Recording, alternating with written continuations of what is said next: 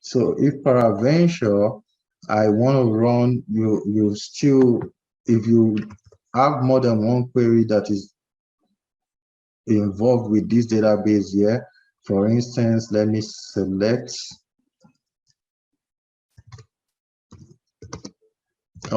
from, and I'm gonna drag one of these table here, resources. And if I run both, if I don't, let me take this out. So if I don't highlight either of them that I want to run, the database engine will return result for both of them.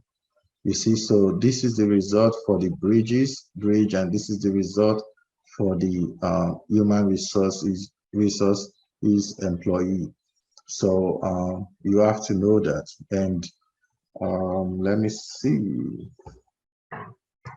And you already know that if you run a query against the wrong database, it's going to return, it's going to give you error. So let me just put this. I know that this doesn't happen, and if you see it's going to give you error. So you must always ensure that you are in the right database that contain the information that you're trying to query. So that's one. And moving forward,